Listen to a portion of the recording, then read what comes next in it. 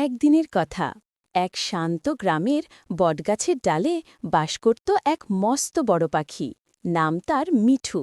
তার ডানা এত বড় ছিল যে আকাশে উড়ে গেলে সবাই অবাক হয়ে তাকিয়ে থাকত।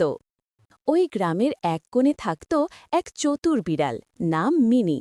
মিনি সবসময় চুপচাপভাবে কিছু না কিছু ধরার চেষ্টা করত, ইঁদুর, পাখি, এমনকি কখনো কখনো ডিমও। একদিন মিনি ভাবল, এই বড় পাখিটাকে ধরতে পারলে তো বেশ মজা হবে। এক সপ্তাহের খাবার একবারেই হয়ে যাবে। তাই মিনি গাছের নিচে গিয়ে মিঠুকে ডাকল, হে মিঠু ভাই, তুমি তো অনেক সুন্দর গাইতে পারো, আজ একটু গান শোনাও না। মিঠু খুব খুশি হয়ে গান গাইতে শুরু করল, কিন্তু ঠিক তখনই মিনি ধীরে ধীরে গাছে উঠতে লাগল।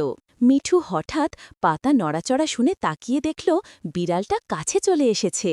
সঙ্গে সঙ্গে মিঠু উড়ে গেল আকাশে আর বলল, লোভ করলে কিন্তু ধরা খেতে হয় মিনি। বিড়ালটা লজ্জা পেয়ে নিচে নেমে এলো। সে বুঝল অন্যকে ঠকাতে গেলে নিজেরই ক্ষতি হয়। তারপর থেকে মিনি আর কখনো পাখিদের